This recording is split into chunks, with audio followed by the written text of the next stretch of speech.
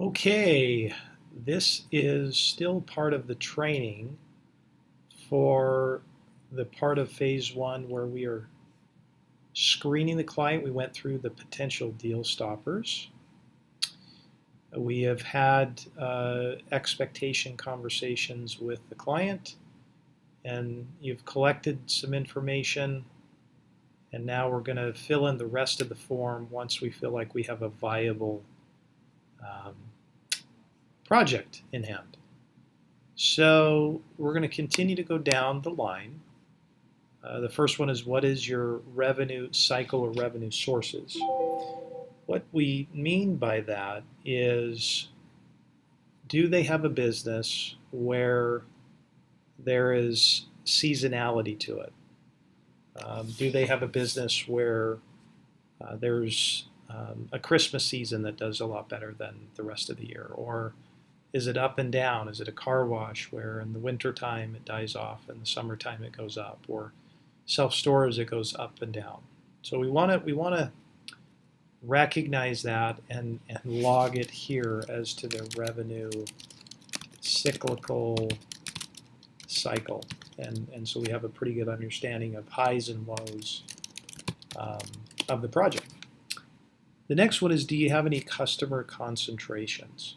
So let's just take a manufacturing company, and let's say they have a fleet services.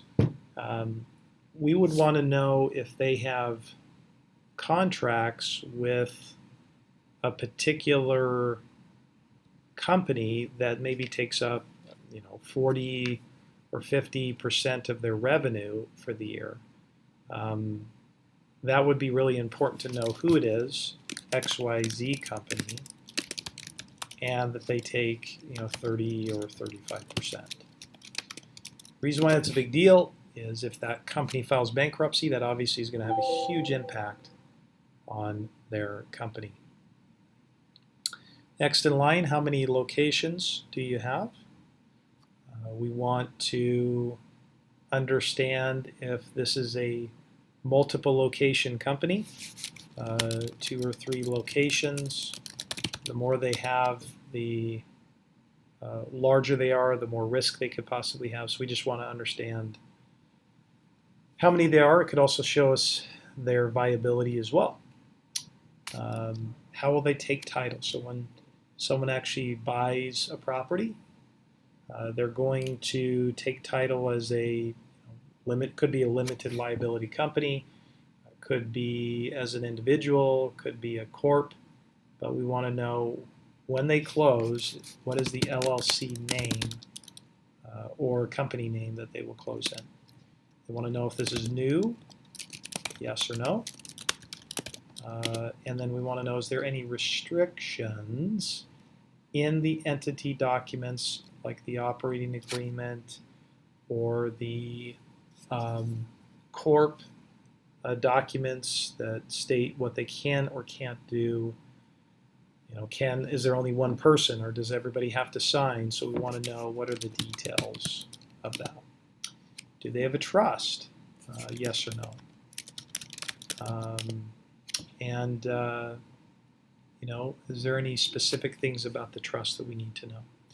We want to know who their competition is. Do they have 5 competitors, 1 competitor? Is there somebody in particular they compete with? So you want to put their competition names in here. Okay. What's the company's marketing strategy? How they go about generating revenue? How do they bring clients in? Do they use Facebook? Do they use LinkedIn? Do they have salespeople? So what's their marketing strategy? We want to put that in here. We also want to know if it's an owner-occupied space. You want to know what percentage will they occupy. Is it 100%? Is it 50%? That's going to be really important when you're making a decision. Do they have any divisions that we need to know about? If so, what are they? How many employees do they have? Do they have 5, 10, 15, 20? Are they W-2'd or 1099'd? We also want to know, do they carry any inventory? And if so, how much? Then we get down to the section of franchise. So if it happens to be a franchise, these are all the things we want to know about a franchise. So number one, is there a franchise involved? Yes or no? If so, what are the terms of the franchise agreement? Is it a 10-year, 15-year, 20-year, and what are the fees? Are there any particular restrictions that we need to know about that would preclude them from getting financing for the SBA? What is the financial status of the actual franchisor? Are they bankrupt? Are they in good financial condition?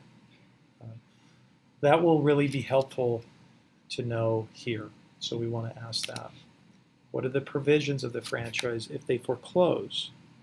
If for some reason they foreclose, does the franchisor have first right of refusal rights to buy or take over the location? That could cause an issue with the lender.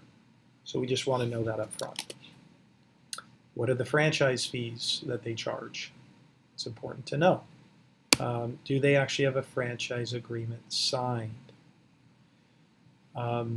We also want to know, are they approved with the Small Business Administration?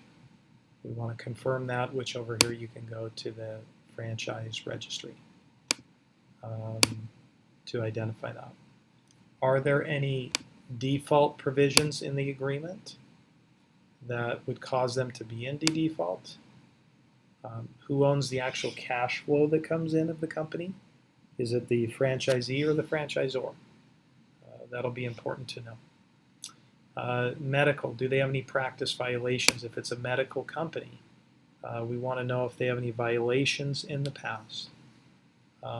If it's a startup, do they have projections put together? If not, they'll need to have that. And then if it's a restaurant, do they have a Series 7 or 12, which is certain types of licenses that are important to run a restaurant? And then finally, what percentage of liquor versus food do they serve?